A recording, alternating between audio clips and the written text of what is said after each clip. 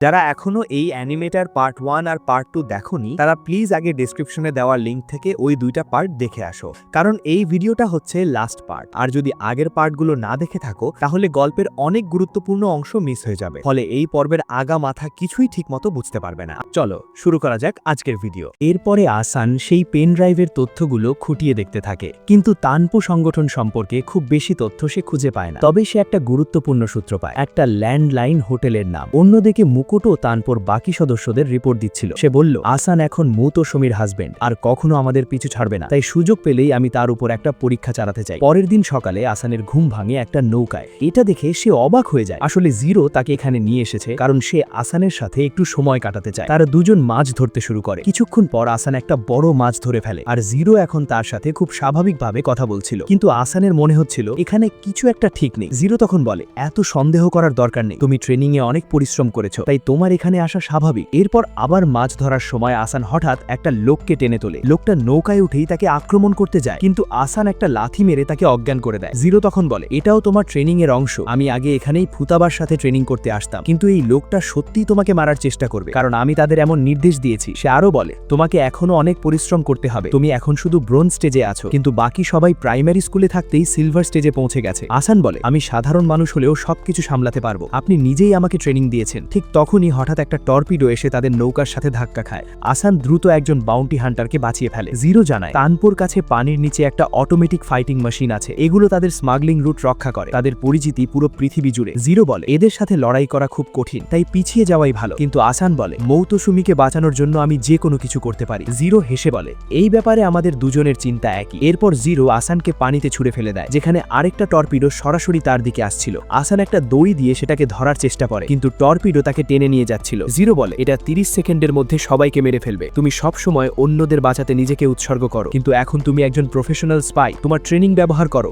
আসান দ্রুত টর্পিডোর বাইরের কভার খুলে ফেলে এবং তার একটা ডিভাইস ব্যবহার করে সেটাকে ডিঅ্যাক্টিভেট করে দেয়। সে পানির ওপরে উঠে আসে, আর সব বাউন্টি হান্টার তাকে ধন্যবাদ দেয় কারণ সে তাদের জীবন বাঁচিয়েছে। এদিকে আমরা দেখি একটা সাবমেরিন যেখান থেকে টর্পিডো ছোড়া হয়েছিল। অপারেটররা ভাবছিল তাদের আক্রমণ সফল হয়েছে কিনা। ঠিক তখনই তারা সামনে আসার আর জিরোকে এগিয়ে আসতে দেখে। জিরো তার শক্তিশালী অস্ত্র দিয়ে সাবমেরিনটাকে টুকরো টুকরো করে দেয়। এরপর জিরো আসানকে জানায় ল্যান্ডলাইন হোটেল কোনোভাবে তানপোর সাথে যুক্ত, আর সেজির তথ্য অনুযায়ী ডক্টর মুকুটো এখন ওই হোটেলেই আছে, তাই আসান তদন্ত করতে সেখানে যায়। আর জিরো তাকে বলে, শিনজো তোমাকে সাহায্য করতে আসছে, কিন্তু সাবধান, ধরা পড়লে তুমি মারা যাবে। আসান এলিভেটর দিয়ে ওপরের ফ্লোরে যেতে চায়, কিন্তু স্ক্যানার তাকে শনাক্ত করে বাইরে ছুড়ে ফেলে দেয়। ওয়ার্কাররা জানায় শুধু ভিআইপিরাই এলিভেটর দিয়ে সুইট ফ্লোরে যাওয়া যায়, তাই আসান তার বিশেষ গ্লাভস ব্যবহার করে স্পাইডারম্যানের মতো দেওয়াল বেয়ে উপরে উঠতে থাকে। হঠাৎ একটা রুমে একটা দম্পতির ঝগড়ার কারণে শব্দ হয়, তাতে তার হুক ভেঙে যায় এবং সে সোজা নিচের সুইমিং পুলে পড়ে যায়। সে ভাবে, আজ তো সত্যি মরতে বসেছিলাম। ঠিক তখন সে শুনতে পায় এক মহিলা এক কর্মচারীকে বলছে তার কুকুরটাকে সুইট ফ্লোরের রুমে পৌঁছে দিতে। এই কথা শুনে আসানের মাথায় একটা আইডিয়া আসে। অন্যদিকে মুকুটো হোটেলের মালিকের সাথে কথা বলছিল। সে বলছিল, আমি একটা নতুন ওষুধ নিয়ে এসেছি, আগেরটার থেকে এটা অনেক ভালো আর পার্শ্ব প্রতিক্রিয়াও কম। ঠিক তখনই আসান সেখানে হাজির হয়। সে তাদের আত্মসমর্পণ করতে বলে, কিন্তু সে বিড়ালের পোশাক পরেছিল, তাই এটা দেখে তারা দুজন বলদ হয়ে যায়। মুকুটো তার কণ্ঠস্বর চিনে ফেলে। সে বলে, আমার কাছে তোমার সাথে লড়াই করার সময় নেই। ঠিক তখনই একটা হেলিকপ্টার এসে পড়ে, আর নো ম্যান আসানের সাথে লড়াই করতে থাকে। এই সুযোগে মুকুটো পালিয়ে যায়। এরপর নো ম্যান তার নতুন ওষুধ ব্যবহার করে, যেটা মুকুটো তাকে দিয়েছিল। সে বলে, তানপোর জন্য আমি নিজের জীবনও দিতে পারি। এই নতুন ওষুধ ব্যবহার করলে মানুষ সুপার হিউম্যান শক্তি পায়। ওষুধ ব্যবহার করার পর তার শরীর হঠাৎ বড় হয়ে যায়। সে আসানের গান ধ্বংস করে তাকে একটা ঘুষি মেরে দূরে ছুড়ে ফেলে দেয়। সে বলে, তোমার মৃত্যু খুব শীঘ্রই আসছে। আরে তুমি তো দেখি এখনো দাঁড়িয়ে আছো, আর আমাকে ছুরিও মেরে দিয়েছো, ইন্টারেস্টিং। সে আসানকে গলা চেপে মারতে যাচ্ছিল, কিন্তু ঠিক তখনই মাটি কেঁপে উঠছিল, আর শিনজো সেখানে এসে লেজার বিম দিয়ে তাকে আক্রমণ করে। কিন্তু সে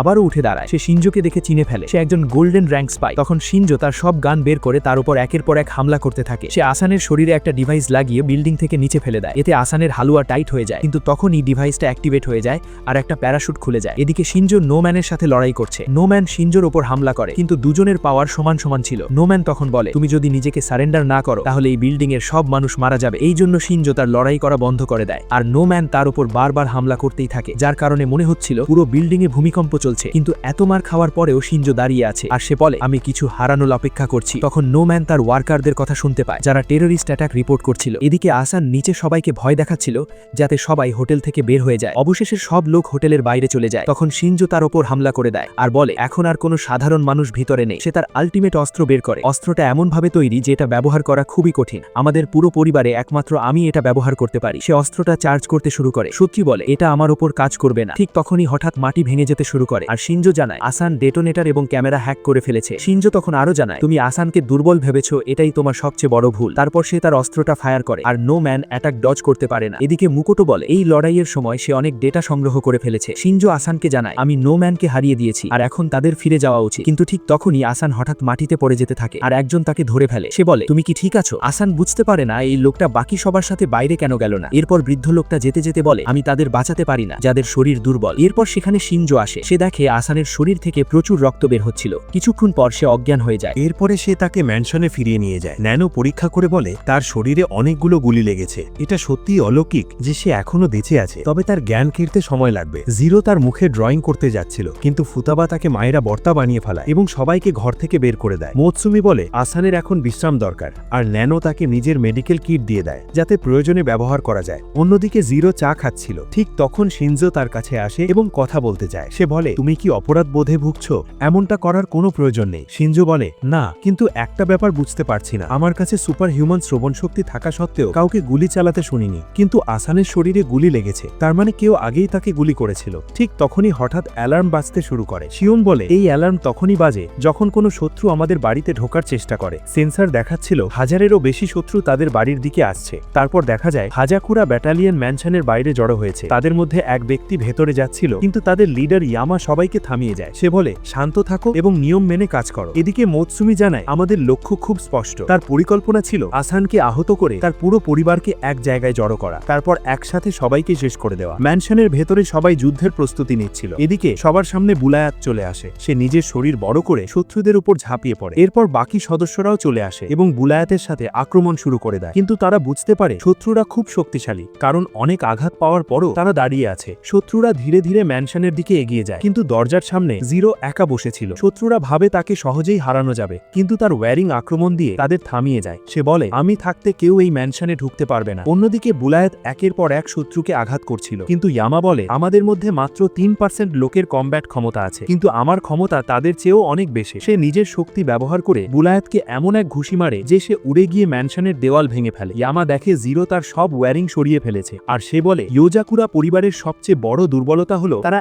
একে অপরকে খুব ভালোবাসে। জিরো তাকে মারার হুমকি দেয়। ঠিক তখন হঠাৎ ম্যানশনের হাইবারনেশন সিস্টেম সেই লোকটা অ্যাক্টিভেট করে দেয়, যার কারণে পুরো ম্যানশন উঁচু দেওয়ালের মধ্যে ঢেকে যায়। এর কারণে ইয়ামা জিরোর হাত থেকে বেঁচে যায়। ফুতাবা বুঝতে পারে কেউ ইচ্ছাকৃতভাবে এটা চালু করেছে, আর সে ওই লোকটার আওয়াজ চিনে ফেলে। জিরো জানে এই সিস্টেম শুধু হেডরিং দিয়ে অ্যাক্টিভেট করা যায়। তখন সে ফুতাবাকে বলে, তুমি বাকি শত্রুদের সামলাও, ততক্ষণে আমি পুরনো হেডের রিং নিয়ে আসছি। অন্যদিকে মোৎসুমি দেখতে পায় ম্যানশনে বিদ্যুৎ নেই, আর তার সবকিছু অদ্ভুত লাগছে। সে তার ভাই বোনদের সাথে কন্ট্যাক্ট করার চেষ্টা করে, কিন্তু তার ফোনে সিগন্যাল আসছিল না। এদিকে আসানের অবস্থা খুব খারাপ ছিল। সে ভয় পাচ্ছিল আসান হয়তো মারা যাবে। ঠিক তখন সে একটা সিরিঞ্জ খুঁজে পায়। তার মনে পড়ে তাদের মা বলেছিল তাদের রক্তে বিশেষ শক্তি আছে, কিন্তু সেটা শুধু সেই মানুষদের জন্য ব্যবহার করতে হবে যাদের সে সত্যি ভালোবাসে। তাই মোৎসুমি নিজের রক্ত বের করে আসানকে দিয়ে দেয়, এই আশায় হয়তো আসান বেঁচে যাবে। ঠিক তখন ইয়ামা সেখানে এসে মোৎসুমির ওপর আক্রমণ করে, কিন্তু হঠাৎ আসানের জ্ঞান ফিরে আসে। সে বলে, মোৎসুমিকে একদম ছুবে না। সে গুলি চালায়, কিন্তু ইয়ামার উপর তেমন প্রভাব পড়ে না। তারপর সে তাকে একটা জোরদার কিক মারে। তখন আসান অনুভব করে তার শরীর আগের চেয়ে অনেক হালকা এবং শক্তিশালী লাগছে, আর ইয়ামার চলাফেরা তার কাছে খুব ধীর মনে হচ্ছিল। সে তাকে এক শক্তিশালী ঘুষি মারে, যার কারণে ইয়ামা উড়ে গিয়ে দূরে পড়ে যায়। কিন্তু তখন আসানের মাথায় ভয়ঙ্কর ব্যথা শুরু হয়। ইয়ামা বলে, সোমেন প্রোটিন তোমার শরীরের কোষগুলোকে অ্যাক্টিভেট করছে, কিন্তু তোমার শরীর সেটা সহ্য করতে পারবে না। তখন মোৎসুমি তাকে জড়িয়ে ধরে বলে, শান্ত হও। আসান বলে, তুমি এখান থেকে চলে যাও, কিন্তু মোৎসুমি বলে, আমি তোমাকে ছেড়ে যাব না, আর তোমার কিছু হলে আমিও নিজের জীবন শেষ করে দেব, যেন ট্যানপো আমার রক্ত না পায়। এরপরে সে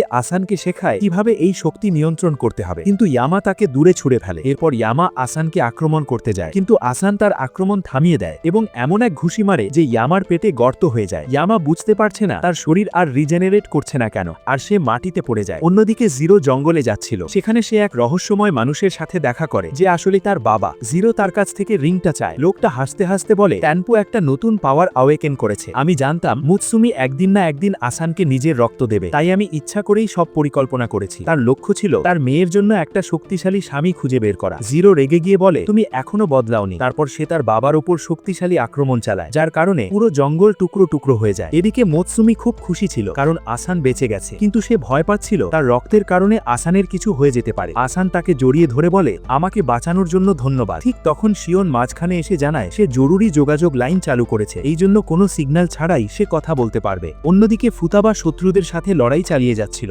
আর শিওন সবাইকে নির্দেশ নির্দেশ দিচ্ছিল যাতে সব শত্রুকে এক জায়গায় জড়ো করে, যেন সে তাদের একসাথে ধরতে পারে। এই জন্য সে নিজেকে মোৎসুমির মতো ছদ্মবেশে বদলে ফেলে। শত্রুরা ভাবে সত্যিই মোৎসুমি পালাচ্ছে, তাই সবাই তার পেছনে দৌড়াতে শুরু করে। শিওন ইচ্ছা করেই তাদের দৌড়াতে দৌড়াতে ন্যানোর কাছে নিয়ে যায়, আর সে ভয়ে পালানোর অভিনয় করছিল। শত্রুরা ভাবছিল এবার নিশ্চয়ই তারা মোৎসুমিকে ধরে ফেলবে, কিন্তু ঠিক তখনই ন্যানো মাটিতে জোরে ঘুষি মারে এবং সঙ্গে সঙ্গে সেখান থেকে সরে যায়। হঠাৎ মাটি ভেঙে যায় আর পুরো হাজাকুরা ব্যাটালিয়ন একটা বিশাল গর্তে পড়ে যায়। এরপর শিওন উপর থেকে গর্তটা ঢেকে দেওয়া হয়। শত্রুরা গর্ত ভেঙে বের হবার চেষ্টা করছিল, কিন্তু তারা সেটা ভাঙতেই পারছিল না। এরপর ফুতাবা তাদের ঘোরাতে থাকে এবং শেষে টিম রকেটের মতো তাদের দূরে ছুড়ে ফেলে দেয়। অন্যদিকে দেখা যায় জিরোর অ্যাটাক ঠিকভাবে কাজ করেনি, কারণ তার বাবা তার সব ওয়্যারিং ধরে ফেলেছে। তার বাবা তাকে মনে করিয়ে দেয়, তোকে লড়াই করতে আমিই শিখিয়েছিলাম। তবুও জিরো তাকে ধরে ফেলে এবং বলে, হেড রিংটা আমাকে ফিরিয়ে দাও। তার বাবা হাসতে হাসতে বলে, আমি আমার সন্তানদের নিয়ে গর্বিত। এরপরে জিরো সেই হেড রিং নিয়ে নেয়। এরপরে হাইবারনেশন সিস্টেম বন্ধ হয়ে যায় আর সবাই তাদের দুজনকে নিরাপদ দেখে খুব খুশি হয়। কিন্তু তারা অবাক হয়ে যায় আসান এত দ্রুত ভালো হয়ে গেল কিভাবে, কারণ তার অবস্থা খুবই খারাপ ছিল। হঠাৎ আসান নিয়ন্ত্রণের বাইরে চলে যায়। তখন বুলায়া, শিনজো আর অন্যরা মিলে তাকে ধরে রাখার চেষ্টা করে, আর ন্যানো বলে সে সোমেন প্রোটিনের সাইড এফেক্ট অনুভব করছে। তখন জিরো জানায় এর কারণে তার শরীরের সব সিস্টেম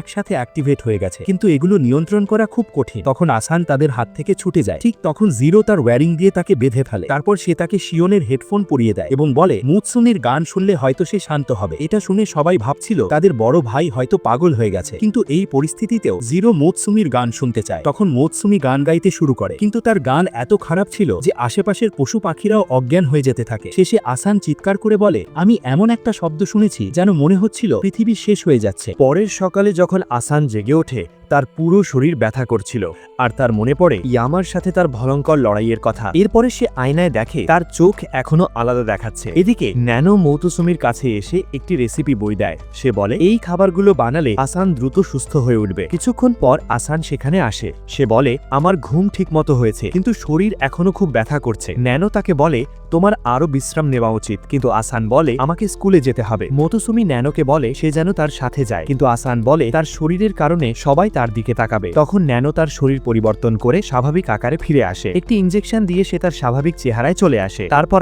আসান ও ন্যানো স্কুলে যায়। ন্যানো বলে, আমার শক্তি নিয়ন্ত্রণ করা কঠিন, তাই আমি বেশিরভাগ সময় মিউটেটেড শরীর ব্যবহার করি। কিছুক্ষণ পরে আসান লক্ষ্য করে ন্যানোর শরীর আবার রূপ পরিবর্তন করতে শুরু করেছে। এরপরে স্কুলে আসান তার বন্ধুদের সাথে ছিল। ঠিক তখন ন্যানো ফোন করে বলে, তাড়াতাড়ি বায়োলজি ল্যাবে আসো। আসান ল্যাবে পৌঁছে দেখে ন্যানো আবার মিউটেশন শুরু করেছে। সে তাকে একটি ওষুধ ইনজেক্ট করতে বলে। ইনজেকশন দেওয়ার পর ন্যানো আবার স্বাভাবিক হয়ে যায়। ঠিক তখনই একটি মেয়ে সেখানে আসে। সে ন্যানোর কপালে হাত দিয়ে দেখে তার জ্বর হয়েছে কিনা, আর দেখে তার তাপমাত্রা একদম স্বাভাবিক ছিল। কিন্তু মেয়েটি খুব কাছে আসায় ন্যানোর হৃদস্পন্দন দ্রুত হয়ে যায় আর তাপমাত্রাও বাড়তে থাকে। মেয়েটি বলে, তোমার বিশ্রাম নেওয়া উচিত। সে চলে যাওয়ার পর ন্যানো বলে, মেয়েটির নাম সাউদো, সে বায়োলজি ক্লাবের প্রেসিডেন্ট, আর সে হিউম্যান পছন্দ করে না। কিছুক্ষণ পরে আসান দেখে ন্যানো একটি অদ্ভুত কোড পড়ছে। আসান জিজ্ঞেস করে সে কি পড়তেছিল। ন্যানো বলে, এটা ডিএনএর বেস সিকোয়েন্স। এটা পড়লে সে নিজেকে স্বাভাবিক মানুষের মতো অনুভব করে, কিন্তু সে মনে করছে সে তার সীমায় পৌঁছে গেছে। সে একটি ওষুধ ইনজেক্ট করতে চেয়েছিল যাতে তার শরীর স্থির হয়ে যায়, কিন্তু তাহলে সে আর কখনো স্কুলে আসতে পারবে না। আসান তাকে থামিয়ে দেয় এবং বলে, আমি তোমাকে একটা স্বাভাবিক জীবন পেতে সাহায্য করব। এরপর দেখা যায় ন্যানো ক্লাসে ছিল। হঠাৎ তার শরীর আবার পরিবর্তন হতে শুরু করে, কিন্তু ঠিক সময় আসান তাকে সাহায্য করে আর ন্যানো তাকে ধন্যবাদ জানায়। অন্যদিকে সাউদো আবার বায়োলজি ল্যাবে আসে পশুদের খাবার দিতে, কিন্তু তার পোষা প্রাণী ভুল করে ন্যানো ফেলে দেওয়া ওষুধ খেয়ে ফেলে। এর ফলে সেটিও মিউটেট হয়ে যায়। এদিকে ফুতাবা ও তার বন্ধুরা বসে আগের আক্রমণের কথা আলোচনা করছিল। ঠিক তখন শিনজো মৈতুসুমির বানানো খাবার নিয়ে আসে। অন্যদিকে ন্যানো আসানের কাছে কৃতজ্ঞতা জানাচ্ছিল তার খেয়াল রাখার জন্য। ঠিক তখনই তারা দেখে ল্যাবের পশুগুলো অদ্ভুত আচরণ করছে। তারপর হঠাৎ একটি মেয়ের চিৎকার শোনা যায়। চিৎকারের শব্দ শুনে আসান ও ন্যানো সেখানে পৌঁছায়। সেখানে গিয়ে তারা দেখে সব ল্যাবের প্রাণী খাঁচা থেকে পালিয়ে গেছে। ন্যানো দ্রুত সাউদোর কাছে যায় এবং তাকে দেখে খুশি হয় যে সে এখনো বেঁচে আছে। কিন্তু ঠিক তখনই সে একটি অদ্ভুত প্রাণীকে দেখে। ন্যানো বুঝতে পারে সাউদোর সাপটা সম্ভবত তার ফেলে দেওয়া ওষুধ খেয়ে মিউটেট হয়ে গেছে। এটা বুঝে সে নিজেকেই দোষ দিতে থাকে। ঠিক তখন সাউদোর গ্যাং ফিরে আসে এবং সে তার সাপকে বাঁচানোর জন্য সেখান থেকে চলে যেতে চায়। আসান ন্যানোকে বলে সে যেন তার পেছনে যায়। তারপর সাউদো ও ন্যানো মিলে সেই প্রাণীটাকে খুঁজতে শুরু করে। হঠাৎ সেই মিউটেট হওয়া প্রাণীটা আবার আক্রমণ করে। ন্যানো বুঝতে পারে প্রাণীটা খুব বিভ্রান্ত অবস্থায় আছে আর সে সাউদোকে নিয়ে পালানোর চেষ্টা করে, কিন্তু দৌড়ানোর সময় সাউদোর পা পিছলে যায় আর ন্যানো ভাবে এই সবকিছুর জন্য সে নিজেই দায়ী। তাই সে প্রাণীটার সামনে গিয়ে নিজেকে কামড়াতে দেয়। সে নিজের হাতকে ট্রান্সফর্ম করে ফেলে, কারণ তার মিউটেটেড পিগমেন্টেড সেলগুলো সেই ওষুধের প্রভাব নষ্ট করতে পারে, ফলে সাপটা ধীরে ধীরে আবার তার স্বাভাবিক আকারে ফিরে আসে। কিন্তু ততক্ষণে ন্যানো সেখান থেকে উধাও হয়ে যায়, আর সাউদো বুঝতেই পারে না ঠিক কি ঘটেছিল। অন্যদিকে আসান ন্যানোকে নিয়ে স্কুলের ছাদে যায়। ন্যানোর শরীর আবার স্থির হয়ে গিয়েছিল। সে একটি ভ্যাকসিন ব্যবহার করতে যাচ্ছিল, কারণ সাউদো তাকে ট্রান্সফর্ম হতে দেখেছে। এখন সবকিছু লুকিয়ে রাখার কোনো লাভ নেই। আসান তাকে থামানোর চেষ্টা করে, কিন্তু ন্যানো তাকে ধাক্কা দিয়ে বলে, আমি আমার শক্তি নিয়ন্ত্রণ করতে পারছি না। সে নিজেকে ভ্যাকসিন ইনজেক্ট করতে যাচ্ছিল। ঠিক তখন আসান তাকে থামিয়ে দিয়ে বলে, আবার সেই ডিএনএ সিকোয়েন্স পড়ে নিজেকে শান্ত করো। ন্যানো সেটা করার পর তার শরীর আবার স্বাভাবিক হয়ে যায়, আর আসান তাকে বলে, আমি সব সময় তোমাকে সাহায্য করব। ঠিক তখন সাউদো সেখানে এসে পৌঁছায়। সে বলে সে তাদের সব কথা শুনে ফেলেছে, কিন্তু সে ভুল বুঝে বসে। সে মনে করে ন্যানো নাকি প্রাণীদের সাথে কথা বলতে পারে। এটা শুনে আসান ও ন্যানো অবাক হয়ে যায়। সাউদো বলে আসান আর ন্যানো খুব কাছের বন্ধু। এটা শুনে তারা দুজনেই একটু ঘাবড়ে যায়, কারণ কেউ জানলে চলবে না যে তারা ইয়োজাকুরা পরিবারের সদস্য। সাউদো ভাবে আসান বায়োলজি ক্লাবে যোগ দিতে চায়। সে তাকে টেনে নিয়ে যায় ক্লাবের ফর্ম পূরণ করতে, কিন্তু যাওয়ার আগে সে ন্যানোকে বলে, তোমাকে ক্লাবে থাকতে হবে, কারণ আমার তোমার সাহায্যের দরকার। এটা শুনে ন্যানো খুব খুশি হয়। এরপর আসান ও ন্যানো বাড়িতে ফিরে আসে, কিন্তু তারা দেখে বাড়ির সবাই অজ্ঞান হয়ে পড়ে আছে। তারা মৈতুসুমিকে জিজ্ঞেস করে, এখানে কি হয়েছে? মৈতুসুমি বলে সে ন্যানোর রেসিপি ব্যবহার করে খাবার বানিয়েছিল, যাতে আসান দ্রুত সুস্থ হয়ে ওঠে। কিন্তু সবাই সেই খাবার খাওয়ার পর অজ্ঞান হয়ে যায়। তার মনে হচ্ছে এটা শুধু একটা সাইড এফেক্ট, আর যখন তারা জেগে উঠবে পুরোপুরি ঠিক হয়ে যাবে। তবে তারা বুঝতে পারে না কেন রিন অজ্ঞান হয়নি, সম্ভবত কারণ সে কখনো ক্লান্তই হয় না। এরপর আমরা দেখি আসান তার শক্তি নিয়ন্ত্রণ করার জন্য শিনজোর সাথে ট্রেনিং করছে, কিন্তু ট্রেনিং এর সময় তার পা পিছলে যায় এবং এটার সুযোগ নিয়ে শিনজো তাকে হারিয়ে দেয়। শিনজো তাকে বলে, সোমেন শক্তি তোমার হাত ও চোখে প্রভাব ফেলছে, তুমি যদি তোমার ইন্দ্রিয়গুলোর উপর ফোকাস করো তাহলে এটা আরো ভালোভাবে ব্যবহার করতে পারবে। এরপর সে আসানকে দেখিয়ে দেয় কিভাবে সেটা করতে হয় এবং দ্রুত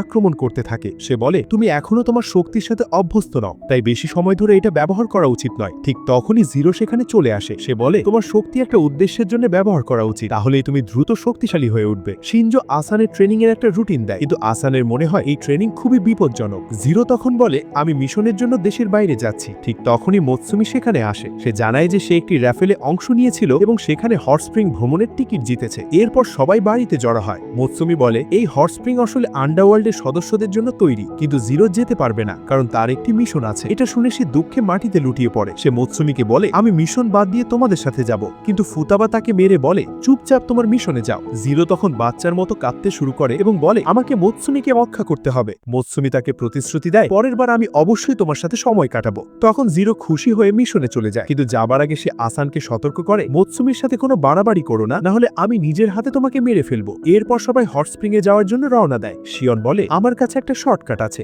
কিন্তু হঠাৎ গাড়ি নিয়ন্ত্রণ হারিয়ে নদীতে পড়ে যায়। আসান ভাবে এবার তারা সবাই মারা যাবে, কিন্তু শিয়ন গাড়িটাকে সাবমেরিনে রূপান্তর করে ফেলে। সে বলে, এই হট স্প্রিং এ সাধারণভাবে পৌঁছানো অসম্ভব। তারা একটি গুহার ভেতর দিয়ে যাত্রা করে অবশেষে গন্তব্যে পৌঁছে যায়, কিন্তু আসান দেখে পুরো জায়গাটা ভয়ঙ্কর সব আন্ডারওয়ার্ল্ড লোক দিয়ে ভরা। ফুতাবা বলে, ভয় পেও না, কারণ এখানে লড়াই করা নিষিদ্ধ। কিন্তু ঠিক তখনই একজন লোক তাদের চিনে ফেলে। শিনজোর মনে পড়ে একটা মিশনে জিরো তাকে মারধর করেছিল। লোকটা অস্ত্র বের করতে যাচ্ছিল। ঠিক তখনই হট স্প্রিং এর মালিক হেমা এসে তাকে নিয়ম মনে করিয়ে দেন, যার ফলে লোকটা সেখান থেকে চলে যায়। ফুতাবা মালিককে চিনে ফেলে এবং বলে, জিরো এখন মিশনে আছে, তাই সে আমাদের সাথে নেই, আর আসান হচ্ছে মোৎসুমির হাজবেন্ড। হেমা সবাইকে তাদের রুম দেখিয়ে দেন। রুমে ঢুকতেই শিনজো আর গ্যাঙ্গো দৌড়ে গিয়ে সিট দখল করে নেয়। ন্যানো তখন আসানকে বলে, চেয়ার নিয়ে লড়াই করা আমাদের পরিবারের ঐতিহ্য। ন্যানো মজা করে শিনজোকে জিজ্ঞেস করে, আমি কি তোমার চেয়ারে বসতে পারি? শিনজো তার কিউট মুখ দেখে না করতে পারে না। সে বলে, তুমি যতক্ষণ ইচ্ছা বসতে পারো। এটা দেখে অন্যরা তাকে নিয়ে মজা করতে থাকে। এটা দেখে আসানের হঠাৎ তার ছোট ভাইয়ের কথা মনে পড়ে। সে সবসময় জানালার পাশে বসতে ভালোবাসত। এই কথা মনে পড়তে তিন ভাই একসাথে কেঁদে ফেলে। তারপর তারা আসানকে জোর করে সেই সিটে বসিয়ে দেয়। অন্যদিকে আমরা মোৎসুমিকে দেখি। ফুতাবা তাকে জিজ্ঞেস করে, তুমি কি আসানকে কোনো গুরুত্বপূর্ণ কথা বলতে যাচ্ছ? মোৎসুমি বুঝে যায় যে ফুতাবা আগেই জানে। ফুতাবা বলে, এটাই সঠিক সময়, আর আসান এটা মেনে নেবে। এরপর সবাই ডাইনিং হলে খেতে যায়। ঠিক তখনই আগের সেই লোকটা এসে ঝামেলা শুরু করে। সে বলে, ওদের কারণে আমার সংগঠন ধ্বংস হয়ে গেছে। সে রাগে বিয়ার ছুড়ে মারে ফুতাবার দিকে, কিন্তু ফুতাবা হেসে বলে, বিয়ারটা বেশ ভালো। তারপর সে লোকটাকে তুলে নিয়ে এদিক ওদিক ছুড়ে মারতে থাকে। এটা দেখে সবাই বুঝে যায় যে ফুতাবা পুরো নেশায় আছে। পরিস্থিতি খারাপ দেখে আসান মোৎসুমিকে নিয়ে রুমে চলে যায়। সেখানে মোৎসুমি তাকে বলে যে তাদের কথা প্রাইভেট। সে আসানকে সাথে করে নিয়ে যায়। অন্যদিকে হেমা জিরোকে ব্যানকোয়েট হলে নিয়ে যাচ্ছে। সে তার মিশন শেষ করে এসেছে, কারণ সে মোৎসুমিকে রক্ষা করতে চায়। কিন্তু হলে ঢুকে দেখে সবাই মারামারি করছে, আর সবাই জিরোকে দেখে অবাক হয়ে যায়। এদিকে আসান আর মোৎসুমি একসাথে হট স্প্রিং এ গোসল করছিল। মোৎসুমি তাকে বলে, আমরা তো স্বামী স্ত্রী, এত লজ্জা পাওয়ার কিছু নেই। কিন্তু আসান লজ্জা পেয়ে যায়। তখন সে বলে, যখন আমি ছোট ছিলাম আমার ভাইদের সাথে গোসল করতাম। আসান তখন বলে সে খুব আনন্দ পাচ্ছে, কিন্তু মোৎসুমি তাকে কিছু বলতে চায় আর সে দাঁড়িয়ে যায়। এই দৃশ্য দেখে আসান লজ্জায় লাল হয়ে যায়। ভাই, রোমান্স করছে ওরা দুজন, আমার কেন শরম করতেছে।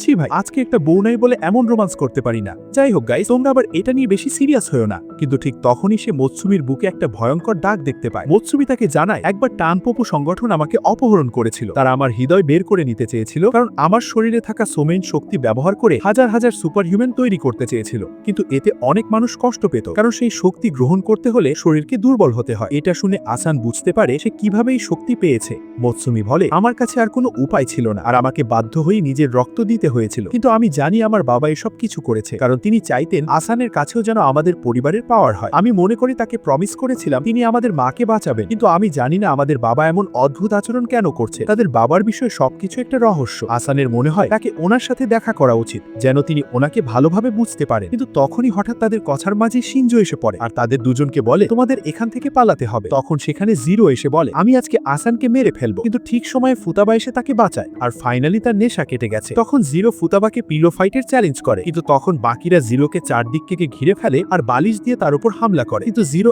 একাই সবাইকে সামলাচ্ছিল। এদিকে শিয়ন তার মিনিগান দিয়ে বালিশ ছুটছিল, কিন্তু জিরো তার ওয়্যার ব্যবহার করে সব আটকে দিচ্ছিল। এদিকে গ্যাঙ্গো মোৎসুমির রূপ ধরে জিরোর মনোযোগ ভেঙে দেয়। এই সুযোগে গ্যাঙ্গো তাকে ধরে ফেলে এবং সবাই একসাথে তার উপর আক্রমণ করে। পরের সকালে দেখা যায় সবাই মিলে জিরোকে হারিয়েছে আর তারা আনন্দে উদযাপন করতে থাকে। অন্যদিকে ওগার সুই একটি জায়গায় একটা ফেসিলিটিকে সংরক্ষণ করছিল। সেখানে তারা একটা রুম দেখে যেটা হাজাকুরা স্টোর করার জন্য ইউজ করা হচ্ছিল, কিন্তু এখন সেটা পুরোপুরি খালি। হঠাৎ এক বিস্ফোরণে সবকিছু ধ্বংস হয়ে যায়। মুকুটো দূর থেকে দাঁড়িয়ে পুরো ঘটনা দেখছিল।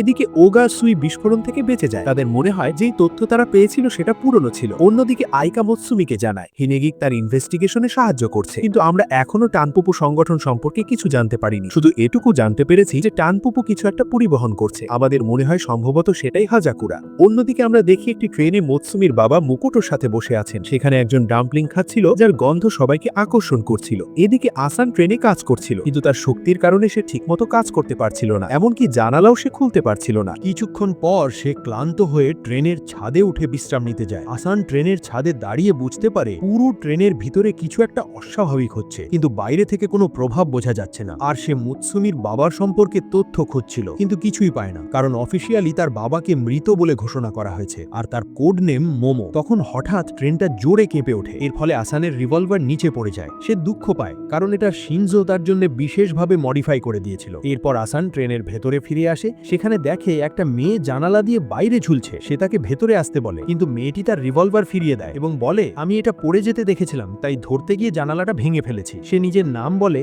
শিরায় ইউকি। কিন্তু ঠিক তখনই এক যাত্রী অভিযোগ করতে থাকে, আমার সিটের জানালা খুলছে না আর ট্রেনের ভেতরটা ধোঁয়ায় ভরে গেছে। আসান তখন বুঝতে পারে ধোঁয়া ঠিকমতো বাইরে বের হচ্ছে না, এছাড়া যাত্রীরা অদ্ভুত আচরণ করছে। সে দ্রুত পরিস্থিতি চেক করে বুঝতে পারে পুরো ট্রেন বিষাক্ত গ্যাসে ভরে গেছে। সে ডাইনিং এরিয়াতে গিয়ে রিভলভার দিয়ে সব জানালা ভেঙে দেয়, ফলে ধীরে ধীরে বাতাস পরিষ্কার হতে শুরু করে এবং যাত্রীরা বেরিয়ে যায়। আসান দেখে এয়ার কোয়ালিটি এখন আগের থেকে অনেক ভালো হয়েছে, কিন্তু আসান লক্ষ্য করে কিছু লোক এখনো বসে আছে। তারা জানায় এটা স্মাইললেস গ্যাস, এটা আসলে মুকুটো আর মোমোর কাজ। তাদের বর্ণনা শুনে আসান মোমোকে চিনে ফেলে। সে আসলে তার শ্বশুর। আসান তার শ্বশুরকে নিজের পরিচয় করিয়ে দেয়। মোমো তাকে খুবই ভদ্রভাবে স্বাগত জানায়। অন্যদিকে শিয়ন বলে সে আসানকে খুঁজতে ছিল, কিন্তু সে একটা ট্রেনে মোমো আর মুকুটোর একটা ছবি পেয়েছে। মোৎসুমি আসানকে নিয়ে চিন্তিত হয়ে পড়ে, কারণ সে তার সাথে কন্ট্যাক্ট করতে পারছিল না। তখন ফুতাবার একটা কল আসে। সে কোনো একটা মিশনের বিষয়ে বলছিল, কিন্তু ফুতাবা বলে আমরা এখন ব্যস্ত আছি। অন্যদিকে শিরায়ে হঠাৎ তাদের কাছে চলে আসে। ঠিক তখন মোমো আসানের পিছনে এসে তাকে শেখাতে থাকে কিভাবে রিভলভার ব্যবহার করতে হয়। আসান তাকে থামানোর চেষ্টা করে, কিন্তু শিরায়ে তার চুল দিয়ে তাকে বেঁধে ফেলে। মুকুটো তাকে বলে সে হাজাকুরা থেকে 100% পাওয়ারফুল আর সে এই ফাইট থেকে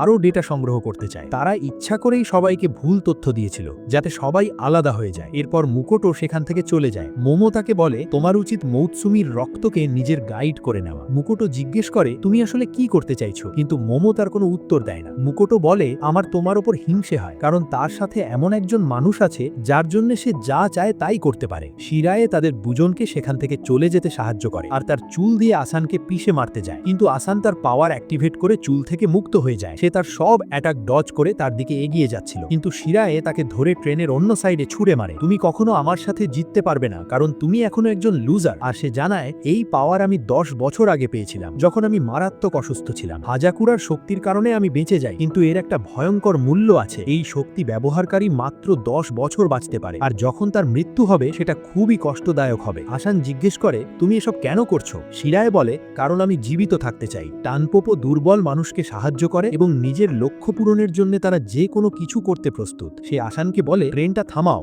না হলে সবকিছু ধ্বংস হয়ে যাবে। এরপর তাদের দুজনের মধ্যে আবার লড়াই শুরু হয়। আসান তখন তার চুল ধরে ট্রেনের ছাদে ছুঁড়ে মারে। এরপর সে তার রিভলভার দিয়ে শট করতে যাচ্ছিল, কিন্তু শিরায় তার চুল দিয়ে তার হামলা থামিয়ে দেয়। সে জানায়, আমার চুল কারেন্টের শক ব্লক করে। তখন আসান তার ফাইটের ধরন চেঞ্জ করে ফেলে। সে তার রিভলভারকে তরোয়ালে রূপান্তর করে। শিরায় তখন তার উপর হামলা করে, কিন্তু আসান তার চুল কাটতে থাকে। চুল আবার ফিরে আসে, আর শিরায় আসানকে পিছনে ঠেলে দেয়। তুমি আমার চুল যত খুশি কাটো, আমার চুল বারবার ফিরে আসবে। এরপর সে তার উপর হামলা করতে থাকে। আসান এটা কোনোভাবে ডজ করে, কিন্তু লড়াইয়ের মাঝে সে লক্ষ্য করে শিরায় তার চুল দিয়ে ঘড়ির মতো সংকেত দিচ্ছে। সে আসলে গোপনে কিছু বলতে চাইছে, সে ভয়েস দিয়ে বলছে না, যাতে মুকুটও বুঝতে না পারে। তারপর শিরায় চমকে যাওয়ার মতো সত্য বলে, তোমার পরিবারের মৃত্যুর জন্য আমিই দায়ী। এরপর অতীতের দৃশ্য দেখা যায়। শিরায় হাসপাতালে ছিল। আসানের বাবা মা তাকে দেখতে এসেছে এবং তার জন্মদিন শুভেচ্ছা জানাতে এসেছে। উপহার হিসেবে তারা তাকে সূর্যের মতো দেখতে একটা রিং দেয়। তারা তাকে সাহস দেয়, লড়াই চালিয়ে যাও, এখন তুমি অবশেষে হাসপাতাল থেকে রিলিজ হবে। এরপর সেখানে মুকুটও চলে আসে। আসানের বাবা তার প্রতি কৃতজ্ঞতা জানায়, কারণ তার ক্লিনিক্যাল ট্রায়ালের কারণেই শিরায় সুস্থ হয়েছে। আসানের বাবা মা চলে যাওয়ার পর মুকুটও লক্ষ্য করে যে তারা শিরায়কে উপহার দিয়েছে। এটা দেখে তার মনে হয় আসানের পরিবার শিরায়কে নিজের পরিবারের মতোই দেখে। কিছুদিন পর শিরায় হাসপাতাল থেকে ছাড়া পায়।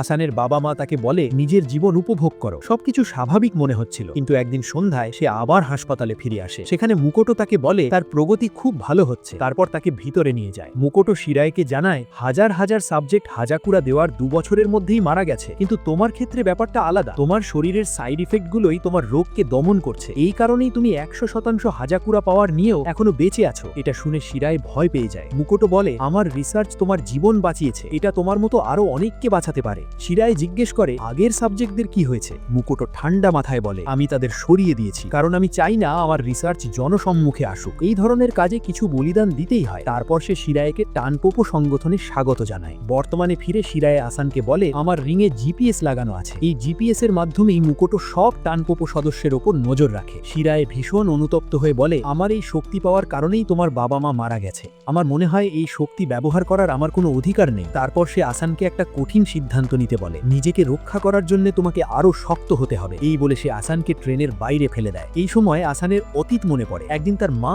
একটা ডুবে যাওয়া মেয়েকে বাঁচিয়েছিল। মেয়েটির বাবা তার মাকে কৃতজ্ঞতা জানিয়ে তাদের পারিবারিক সময় নষ্ট করার জন্য ক্ষমা চেয়েছিল, কিন্তু আসানের মা বলেছিল, আমি একজন নার্স, মানুষের জীবন বাঁচানোই আমার কাজ। আসান তার পরিবারকে খুব ভালোবাসত, কিন্তু এখন সে নিজেকেই দোষ দেয়, কারণ সে তখন এতটা শক্তিশালী ছিল না যে তাদের বাঁচাতে পারত। বর্তমানে শিরায় বলে, আমাকে ফিরে যেতে হবে, কিন্তু ঠিক তখনই হঠাৎ আসান তার উপর আক্রমণ করে। অন্যদিকে মুকুটও দেখে যে আসানের পাওয়ার বেড়ে যাচ্ছে। মোমো জানায়, আসান তার নিয়ন্ত্রণ হারিয়ে ফেলেছে, কারণ সোমেইন শক্তি সম্পূর্ণভাবে ইমোশনের উপর নির্ভরশীল, আর আসানের ইমোশন এতটাই তীব্র হয়ে গেছে যে সেটা তার নিয়ন্ত্রণের বাইরে চলে গেছে। যদি এটা এভাবেই বাড়তে থাকে তাহলে খুব শিগগিরই তার পুরো শরীর ধ্বংস হয়ে যাবে। আসান পাগলের মতো শিরায়ের উপর আক্রমণ করতে থাকে, কিন্তু শিরায়ের উপর তেমন কোনো প্রভাব পড়ে না। সে আসানকে ধরে বলে, আমি যতটা ডেটা চেয়েছিলাম পেয়ে গেছি, এখন তোমাকে মারতে হবে। এই সময় আসানের মনে হয় সে তার পরিবারের জন্য কিছুই করতে পারেনি, কিন্তু হঠাৎ তার মনে পড়ে মৌতসুমির কথা, যে কোনো মূল্যে তাকে রক্ষা করতেই হবে। এই দৃঢ় সংকল্প নিয়ে আসান শিরায়ের চুল ধরে নিজের হাত দিয়ে তা ছিঁড়ে ফেলে। শিরায় ভাবে সে কখনোই তাকে হারাতে পারবে না, কারণ তার নিজের শক্তির ওপরই নিয়ন্ত্রণ নেই। হঠাৎ আসান নিজের পা কেটে ফেলে। মোমো ব্যাখ্যা করে, সে নিজের শরীর থেকে রক্ত বের করে সোডিয়ামের মাত্রা কমাচ্ছে, যাতে তার শক্তি নিয়ন্ত্রণে আসে। এবার আসান সম্পূর্ণ মনোযোগ দিয়ে লড়াই শুরু করে। সে তার নতুন পরিবারকে বাঁচাতে চায়। সে তার নিজের কৌশল ব্যবহার করে শিরায়ের দিকে এগিয়ে যায়। শিরায় সর্বশক্তি দিয়ে তাকে থামানোর চেষ্টা করে, কিন্তু এবার আসানের আক্রমণ তার উপর ভারী পড়ে। লড়াইয়ের মাঝে শিরায় নিচে পড়ে যেতে থাকে। সে ভাবে সে সবকিছু হারিয়ে ফেলেছে। তার মনে পড়ে কিভাবে আসানের বাবা মা তাকে ভালোবাসত, কিন্তু তার জীবিত থাকার ইচ্ছার কারণে তাদের মরতে হয়েছে। ঠিক যখন সে পড়ে যাচ্ছিল, আসান তাকে ধরে ফেলে। সে তার কানের দুল আবার পরিয়ে দেয়। আসান বলে, আমার বাবা মা তোমার কথা সব সময় বলতো, আমি তোমাকে আমার বাবা মায়ের মৃত্যুর জন্য কখনো দোষ দিই না, কারণ টানপোপো তোমাকে ব্যবহার করেছে। সে শিরায়কে ধন্যবাদ জানায় তার নতুন পরিবারকে বাঁচাতে সাহায্য করার জন্য। এরপর শিরায়ের মৃত্যু হয়। আসান তখন ট্রেন থামাতে যাচ্ছিল, কিন্তু ঠিক তখনই কেউ তাকে আক্রমণ করে, যেটা হচ্ছে ছোট্ট একটি মেয়ে। তার নাম আয়া। তার সাথে আরেকজন লোকও আসে, নিজুকি নামে। সে বলে, তোমার মাথায় আঘাত করা উচিত ছিল। সে মুকুটোর নির্দেশে এসেছে শিরায়ের দেহ ফিরিয়ে নিয়ে যেতে। সে আসানের গলা চেপে ধরে, কারণ এখন আর তার কোনো প্রয়োজন নেই। ঠিক তখন রিন আর ফুতাবা এসে পৌঁছায়। তারা আসানকে বাঁচাতে ঝাঁপিয়ে পড়ে। আয়া রিনের উপর আক্রমণ করে, কিন্তু রিন তাকে পাল্টা আঘাত করে দূরে ছুড়ে দেয়, কিন্তু তখন নিজুকি তাকে ক্যাচ করে এবং বলে মিশনে মনোযোগ দাও। সে ভালো করেই জানে রিন আর ফুতাবা হ্যান্ড টু হ্যান্ড কম্ব্যাটে অনেক বেশি পাওয়ারফুল, কিন্তু তার মনে হয় তার বিষাক্ত পাওয়ারের সামনে তারা দুজন টিকতে পারবে না। কিন্তু রিন এমন জোরে ফুতাবাকে ছুড়ে মারে যে পয়জনিং গ্যাস চিরে ট্রেন পর্যন্ত পৌঁছে যায়, আর সে তার হাত দিয়ে পুরো ট্রেন ধ্বংস করে দেয়। ফুতাবা ভয়ঙ্কর শক্তিতে আক্রমণ করে আর তারা দুজন আসানকে বাঁচাতে সক্ষম হয়, কিন্তু এই সুযোগে মিজুকি শিরায়ের দেহ নিয়ে পালিয়ে যায়। অন্যদিকে তারা শিরায়ের দেহ মুকুটোর কাছে নিয়ে যায়। মুকুটো তাদের প্রশংসা করে। আয়া ভাবে শিরায়ের মৃত্যু খুব কষ্টদায়ক ছিল, কিন্তু নিজুকি বলে তার মুখটা ভালো করে দেখো, শিরায়ের মুখ ছিল একদম শান্ত। এদিকে রিনের মনে হচ্ছে তারা এখনো টানপোপো সম্পর্কে পুরো সত্য জানতে পারেনি, কিন্তু ফুটাবার পুরো বিশ্বাস আছে যে আসান এখানে যেটা করার জন্য এসেছিল সেটা সফলভাবে করে ফেলেছে। এরপর রিন সবাইকে জানায় তারা অবশেষে টানপোপো সংগঠনের আস্তানার খোঁজ পেয়েছে। জায়গাটা স্কাইল্যান্ড আইল্যান্ডের উপরে অবস্থিত। এই তথ্য তারা পেয়েছে শিরায়ের ইয়ার রিং এর মাধ্যমে। তারা আরো জানতে পারে ওখানে হাজাকুরার বিশাল স্টক জমা আছে, মানে শত্রুরা বড় কিছু প্ল্যান করছে। তাই ঠিক হয় 1 সপ্তাহ পরে স্কাইল্যান্ড আইল্যান্ডে আক্রমণ করা হবে। সবাই সিদ্ধান্ত নেয় তারা রিনকে সাহায্য করবে, কারণ টানপোপোকে হারাতে হলে আরো শক্তিশালী টিম দরকার। অন্যদিকে আসান ভাবছিল তার এখনো অনেক কিছু শেখার বাকি। ঠিক তখন ব্যান সেখানে আসে। সে আসানকে ট্রেনিং দিতে এসেছে। ট্রেনিং গ্রাউন্ডে গিয়ে ব্যান বলে এক সময় আমি এখানে মোমোর সাথে ট্রেনিং করতাম। সে নিজের শক্তি দেখিয়ে বলে তুমি এখন শুধু সোমেইন দিয়ে শরীর শক্ত করতে পারছো, কিন্তু এর আসল ক্ষমতা আরো অনেক বড়।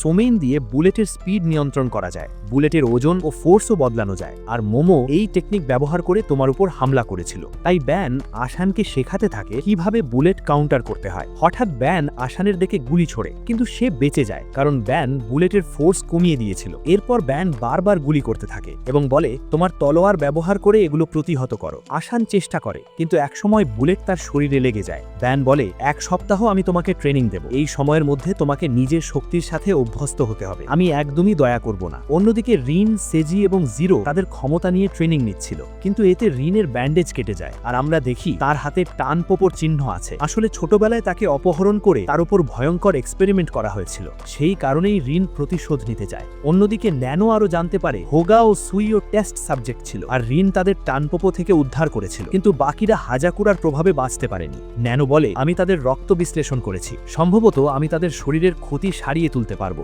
সে তার গবেষণায় সাহায্য করার জন্য ধন্যবাদ জানায়। এদিকে শিয়ন টানপোপো নিয়ে তদন্ত করছিল, আর গেঙ্গো আসুকা নামের এক লোকের সাথে দেখা করতে গেছে, যে গেঙ্গোর জন্য একটা নতুন প্রজেক্টে কাজ করছে। অন্যদিকে ফুতাবা সুকিওর সাথে আছে, যেখানে অনেকগুলো লোক একসাথে তার উপর হামলা করতে আসে, কিন্তু সে চায়ের পাতা এমন ভাবে ঘষতে থাকে যে পুরো জায়গা ঝড়ের মতো কেঁপে উঠছিল। ফুতাবা তাকে জিজ্ঞেস করে স্পাই অ্যাসোসিয়েশনের বাকি সদস্যরা এখানে জয়েন করেনি কেন। সুকিও বলে সব গোল্ড র্যাঙ্কের মেম্বাররা এখন খুব ব্যস্ত, তবে আমি তোমাদের সাহায্য করতে চাই, কারণ আমি আসানের সাথে কাজ করার জন্য অনেক এক্সাইটেড। এদিকে আমরা আবার আসানকে দেখি, তার অবস্থা একেবারে খারাপ হয়ে গেছে। ব্যান বলে সোমেইন শরীরকে ব্লুমিং স্টেটে নিয়ে যায়, এই অবস্থায় প্রতিটি মানুষের শক্তি আলাদা হয়। এরপর সে আসানকে নিজের ক্ষমতা দেখায়, যার কারণে সে ছোট জায়গা থেকেও শরীর বের করে আনতে পারে, এমনকি বুলেট দিয়ে মাটিতে গুলি করলে ভেতর থেকে পানি বের করে আনতে পারে। আসানকে সে বলে এবার সত্যিকারের ট্রেনিং শুরু, কিন্তু তখনই হঠাৎ করে সে আসানের সাথে কাপল ডান্স করতে শুরু করে আর তাকে বলে তোমাকে নিজের শরীরের সব অংশ সম্পর্কে জানতে হবে। তখন ব্যান তার উপর গুলি ছোড়ে, কিন্তু এবার আসান সেই বুলেট রিফ্লেক্ট করতে পারে। ব্যান বুঝতে পারে আসান এখন ব্লুমিং স্টেটের খুব কাছাকাছি। সে আজকে ট্রেনিং এখানেই শেষ করতে যাচ্ছিল, কিন্তু আসান আরো বেশি ট্রেনিং করতে চায়। ঠিক তখন ব্যান হঠাৎ করে মৌতসুমির দিকে গুলি ছোড়ে। এবার বুলেটের শক্তি অনেক বেশি ছিল, কিন্তু তারপরেও আসান সেটা ব্লক করে ফেলে। এর মানে সে অবশেষে তার শক্তিকে নিয়ন্ত্রণ করতে শিখে গেছে। ব্যান বলে আসানের ক্ষমতা ডিফেন্সিভ টাইপ, কারণ সে কখনো কাউকে মারতে চায় না, তাই তার শক্তি তাকে রক্ষা করার জন্যই তৈরি। ব্যান আসলে নিজের অ্যাপ্লিকেশন দেখানোর জন্যই মৌতসুমিকে গুলি করেছিল। এটা দেখে আসান রেগে গিয়ে বলে এভাবে আর কখনো করো না, কিন্তু ব্যান বলে এতে রাগারাগির কি আছে, আমি তো শুধু তোমার শেখার জন্যই করেছি। আর মৌতসুমি তাকে বুঝিয়ে দেয় সে কখনোই সত্যিকারের বিপদে ছিল না, তাই আসানের রাগটা একটু কমে যায়। যখন কেকো এসব জানতে পারে, সে আসানের এই অবস্থা করার জন্য ব্যান আর মৌতসুমিকে ভালোই পেটায়, আর ব্যানকে শাস্তি দেয় 1 সপ্তাহ তুমি আমাকে জড়িয়ে ধরতে পারবে না। এরপর সে মৌতসুমিকে নিয়ে যায় একটা সিক্রেট জায়গায়, এটা ম্যানশনের একদম নিচে, যেখানে শুধু হেড রিং দিয়েই ঢোকা যায়। ব্যান তাদের পিছনে যেতে চায়, তখন কেকো আসানকে বলে তোমার দাদাকে ধরে রাখো। সেখানে কেকো তাকে দেখায় বুক অফ বার্থ, এই বইয়ে আমাদের পরিবারের সব গোপন রহস্য আছে, কিন্তু সমস্যা হলো আমি নিজেও জানি না এটা কিভাবে খুলতে হয়, আর জোর করেও খুলতে পারবো না, কারণ জোর করে খুলতে গেলে পুরো ম্যানশন ধ্বংস হয়ে যাবে। এটা এমন ভাবে ডিজাইন করা হয়েছে যাতে পরিবারের সিক্রেট সুরক্ষিত থাকে। যদি দুনিয়ার লোকেরা এই বইয়ের বিষয়ে জানতে পারে তাহলে পৃথিবী ধ্বংস হয়ে যাবে। আর কেকো মৌতসুমিকে জিজ্ঞেস করে করে, তুমি কি এই রহস্য রক্ষার জন্য সবকিছু ত্যাগ করতে প্রস্তুত? মোৎসুমি বলে, আমি আমার পরিবারের জন্য সবকিছু করতে রাজি। ঠিক তখন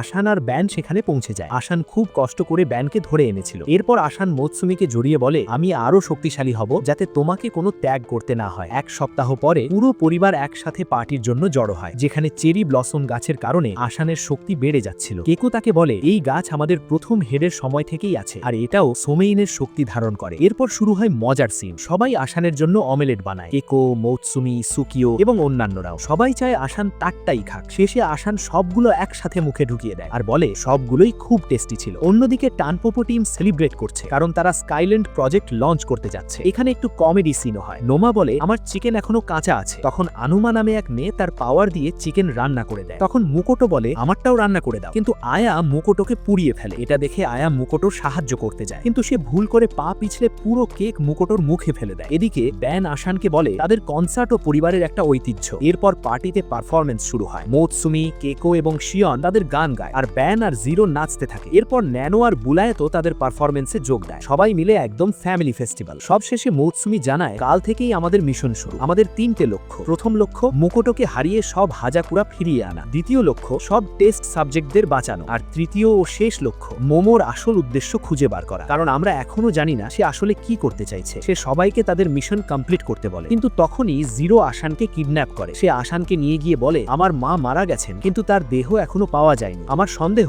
তার মায়ের দেহ ব্যবহার করে হাজাকুরা তৈরি করা হচ্ছে। তাই আমি একটা সিক্রেট মিশন করতে চাই, আমার মায়ের দেহ উদ্ধার করে ঠিকভাবে দাফন করা। এই কথা আমি অন্য কাউকে জানাতে চাই না, কারণ এটা শুনে সবাই খুব কষ্ট পাবে। যদি তোমার কিছু হয় তাহলে তুমি আমার মিশনটা শেষ করবে। ঠিক তখন ফুতাবা সেখানে হাজির হয়, আর তাকে জোর করে টেনে নিয়ে যায় তার সাথে সুমো খেলানোর জন্য। পরের দিন সন্ধ্যায় চাবা মুকোটোকে জানায় শত্রুরা ইতিমধ্যেই দ্বীপে ঢুকে গেছে। অন্যদিকে কেকো তাদের ফ্যামিলি কার চালাচ্ছিল, যেখান থেকে সবাই বুলায়েতের উপর বসে মিশনের দিকে এগিয়ে যাচ্ছিল। চাবা মুকোটোকে জানায়, আর মাত্র 1 মিনিটের মধ্যেই আমরা আইল্যান্ডে পৌঁছে যাব। মুকোটো অবাক হয়ে যায়, তারা কিভাবে আমার হাইড আউটের খোঁজ পেল। মোমো বলে, এটা নিশ্চয়ই শিরায়ের কাছ থেকেই জেনেছে। মুকোটো তাকে বলে, সে যখন জানতো তাহলে আগে বলেনি কেন?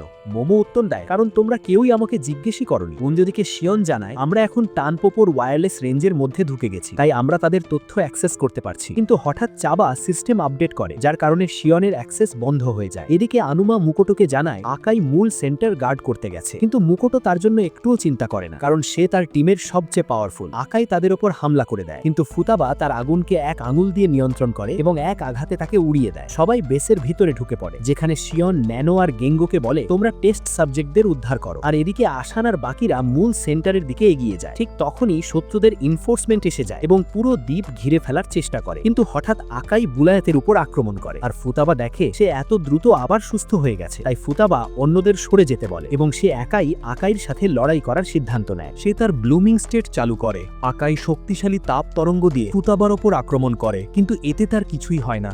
মুকোটো চাবাকে বলে, তুমি মূল রিইনফোর্সমেন্টকে এখানে ডেকে আনো, কিন্তু চাবা এমনটা করতে পারে না, কারণ কেকো তাদের সব ইকুইপমেন্ট ধ্বংস করে দিচ্ছিল। উমার মনে হয় তাকেও হয়তো লড়াইয়ে নামতে হবে, কিন্তু মুকোটো বলে, পরিস্থিতি বেশি খারাপ হলে আমরা সবকিছু ফেলে পালিয়ে যাব। অন্যদিকে আসান, শিনজো আর ম্যানোর সাথে মিলে মুকোটোর আর্মির সাথে লড়াই করতে থাকে। ঠিক তখন মাটির নিচ থেকে কালো রঙের স্পাইকস বের হয়ে আসে, যেটা টানপোপোর সদস্য কুরুসাবার পাওয়ার, আর সে এসেই সোজা আসানের উপর হামলা করে। শিনজো তার উপর লাগা শট করতে থাকে, কিন্তু তার গুলিতে কুরুসাবার কিছুই হয় না। তারপরেও সে বাকিদের সামনে এগিয়ে যেতে বলে, আমি একাই তাকে সামনে নেব। শিনজো দেখে কুরুসাবার বডি স্টিল দিয়ে বানানো, এজন্য তার নরমাল বন্দুক তার ওপর কাজ করবে না। এদিকে ফুতাবা আকাইকে বলে, তুমি আত্মসমর্পণ করো, কারণ আমাদের টার্গেট শুধু মুকোটো। কিন্তু আকাই বলে, আমার হারানোর কিছুই নেই, আর সে নিজের পূর্ণ শক্তি ছেড়ে দেয় এবং আরো ভয়ঙ্কর ফ্লেম দিয়ে ফুতাবার ওপর আক্রমণ চালায়। ফুতাবা মনে করে হয়তো সে এটা থামাতে পারবে, কিন্তু অ্যাটাকের কারণে ফুতাবার গ্লাভস জ্বলে যায়, যার কারণে তাকে ফেলে দিতে হয়।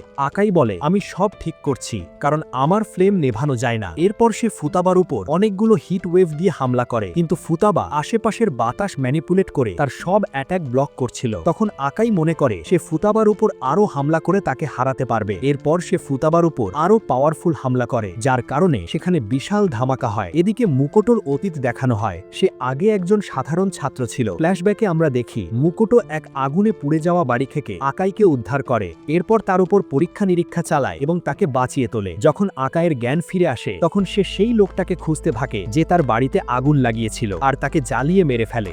বর্তমানে আকাই দেখল তার আক্রমণেও ফুতাবার কিছু হয়নি। সে ফুতাবা ফুতাবাকে বলে, আমি এখনো আমার পুরো শক্তি ব্যবহার করিনি, আর তুমি যদি আমাকে না মারতে পারো তাহলে তুমি মারা পড়বে। কিন্তু ফুতাবা বলে, আমি তোমাকে মারতে চাই না, আর সে তার ব্লুমিং স্টেটকে অ্যাক্টিভেট করে। তখন আকাই মনে করে মুকোটো একবার তাকে বলেছিল সে ব্লুমিং স্টেটকে মাস্টার করে ফেলেছে, কিন্তু সে এখনো আসল সিভিলিয়ানদের সামনে কিছুই না, আর সে যদি তার পুরো পাওয়ার রিলিজ করে তাহলে তাকে সেখান থেকে পালিয়ে যেতে হবে। কিন্তু সে দেখতে চায় ফুতাবা আসলে কতটা পাওয়ারফুল, আর সে ফুতাবার ওপর হামলা করে দেয়। কিন্তু ফুতাবা তার উইন্ড ইউজ করে সহজেই তা প্রতিহত করে। আমি আমার আঙুলের মাধ্যমে যে কোনো তাপ নিয়ন্ত্রণ করতে পারি। তবুও আকাই থামে না, সে নিজের শরীরের সীমা ছাড়িয়ে আরো শক্তি ব্যবহার করতে থাকে। কিন্তু ফুতাবা এই হামলাও অনেক সহজেই ব্লক করে। মুকুটো আকাইতে বলে, তোমার শরীর লিমিট পর্যন্ত পৌঁছে গেছে, আর তুমি যদি এখন না থামো তাহলে নিজেই পুড়ে মারা যাবে। কিন্তু আকাই কোনোভাবেই থামতে রাজি নয়। সে ফুতাবাকে মারতে চায়, আর তাকে মারার জন্য নিজের পুরো শক্তি ছেড়ে দেয়। কিন্তু তার শরীর ইতিমধ্যেই সীমায় পৌঁছে গিয়েছিল। ফলস্বরূপ সেখানে এক বিশাল বিস্ফোরণ ঘটে। ঠিক সেই মুহূর্তে ফুতাবা সেখানে পৌঁছে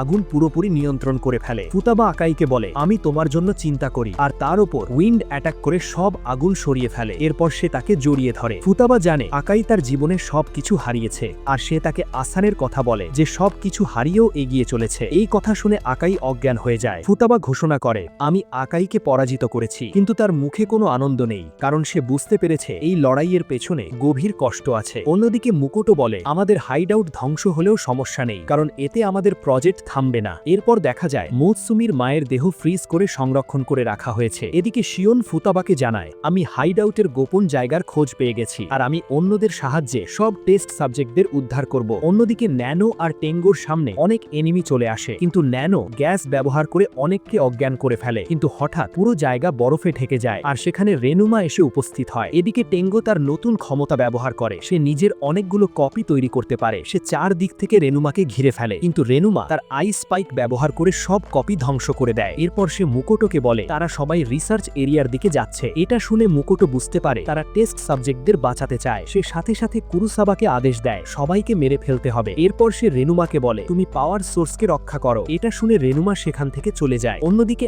আয়া মুকুটোকে বলে, তুমি টেস্ট সাবজেক্টদের না মারো, কিন্তু নিজুকি তাকে থামিয়ে দেয়, আর মুকুটো কুরুসাবাকে মারার আদেশ করে। অর্ডার পাওয়ার সাথে সাথেই সে নির্বিচারে সবাইকে মারতে মারতে যাওয়া শুরু করে, কারণ কুরুসাবা না মৃত্যুকে ভয় পায়, না কাউকে মারতে তার কোনো অনুভূতি কাজ করে। কুরুসাবার উদ্দেশ্য ছিল শুধু একটি, সে সবাইকে মেরে ফেলতে চায়। একজন তার উপর রকেট লঞ্চার দিয়ে আক্রমণ করে, কিন্তু তাতে তার কিছুই হয় না, বরং সে সেই লোকটাকেও মেরে ফেলে। তখন শিনজো তার নতুন ওয়েপন দিয়ে আক্রমণ করে, আর সে বুঝে গেছে কুরুসাবা এক ধরনের বিশেষ ক্যালোরি ব্যবহার করছে, যার মাধ্যমে সে নিজের শরীরকে ইচ্ছামতো বদলাতে পারে। তবুও শিনজো হেরে যায় না, বারবার আক্রমণ চালিয়ে যায়, কিন্তু কুরুসাবার শরীর আবারও নিজেকে পুনরুদ্ধার করে ফেলে। ঠিক তখনই দেওয়াল উঠে যায় এবং তাদের দুজনকে আলাদা করে দেয়। আমি এটা করতে বাধ্য হয়েছি, কারণ কুরুসাবা খুব বিপজ্জনক, তোমাকে অন্যদের সাহায্য করতে হবে। কিন্তু শিনজো নির্ধারণ করে সে একাই কুরুসাবাকে হারাবে। যদি প্রয়োজন হয় সে তার ব্লুমিং স্টেট ব্যবহার করবে। শিওন তাকে মনে করিয়ে দেয়, তুমি অনেক বছর ধরে এই শক্তি ব্যবহার করনি, কারণ তুমি ভয় পাও, তোমার শক্তি খুব বিপজ্জনক, আর তুমি কাউকে আঘাত করতে চাও না। তবুও শিনজো নির্ধারণে অটল থাকে, আর সে একটা বিশেষ অস্ত্র বানিয়েছে, ফর্মলেস অ্যালয়। এটা ব্যবহার করা খুব কঠিন, কিন্তু তার জন্য এটি পারফেক্ট অস্ত্র। সে কুরুসাবার উপর আক্রমণ করে এবং তার শরীর টুকরো টুকরো করে ফেলে, কিন্তু আবারও কুরুসাবা নিজেকে পুনরুদ্ধার করে নেয়। এরপর কুরুসাবা পুরো এলাকা তার শক্তি দিয়ে ঢেকে দেয়, আর চার দিক থেকে আক্রমণ শুরু করে। শিনজো নিজেকে বাঁচাতে একটা শিল্ড তৈরি করে, কিন্তু তবুও সে আহত হয়। এই সময় তার অতীত দেখানো হয়, যখন সে প্রথমবার ব্লুমিং স্টেট ব্যবহার করেছিল, কিন্তু সে এর কারণে খুব ভয় পেয়ে গিয়েছিল, কারণ তার শক্তি খুব বিপজ্জনক ছিল। তার মা তাকে বলেছিল, তুমি ভয় পাচ্ছ কারণ তুমি একজন ভালো মানুষ, আর তুমি কাউকে কষ্ট দিতে চাও না। বর্তমানে ফিরে সে অবশেষে নিজের ভয় কাটিয়ে ওঠে, আর এবার সে তার ব্লুমিং স্টেট অ্যাক্টিভেট করে। সে তার অস্ত্রকে জেলের মতো রূপে পরিবর্তন করে কুরুসাবার ওপর আক্রমণ করে, কিন্তু কুরুসাবা তার হামলা ব্লক করে দেয়। কিন্তু এবার কিছু আলাদা ঘটে। কুরুসাবা দেখে তার শরীর আর পুনরুদ্ধার হচ্ছিল না। শিনজো তাকে বলে, যদি তোমার কোষগুলো ধ্বংস করা যায় তাহলে তুমি আর রিজেনারেট করতে পারবে না। আমার ব্লুমিং স্টেট এই কাজটাই করেছে। সে ধীরে ধীরে কুরুসাবার দিকে এগিয়ে যায় এবং তাকে ক্রমাগত আক্রমণ করতে থাকে। এখন কুরুসাবার জন্য নিজেকে রক্ষা করাও কঠিন হয়ে পড়ে, কিন্তু তখন কুরুসাবা অবশেষে একটা হামলা করার সুযোগ পেয়ে যায়, আর এই হামলার কারণে শিনজো তাকে ধন্যবাদ জানায়। এরপর সে অ্যাটাক করে কুরুসাবার মাথা কেটে ফেলে। শিনজো তখন বলে, আমি প্রায় নিজের নিয়ন্ত্রণ হারিয়ে ফেলছিলাম, কিন্তু এই লড়াই আমাকে নিজেকে সামলে নিতে সাহায্য করেছে। সে সবাইকে জানায় রাস্তাটা এখন পরিষ্কার। ঠিক তখন কিছু শত্রু তার দিকে এগিয়ে আসে, কিন্তু হঠাৎ তাদের মাথা বিস্ফোরিত হয়ে যায়। মুকুটো তাদের ওপর সেলফ ডিস্ট্রাক্ট চিপ চালু করে দিয়েছিল, কারণ সে কোনো তথ্য ফাঁস হতে দিতে চায় না। চাবা তাকে বলে এটা করার দরকার ছিল না, কিন্তু মুকুটো বলে এটাই প্রয়োজন ছিল। এখন আমার একটি লক্ষ্য, আমার প্ল্যান সফল করা।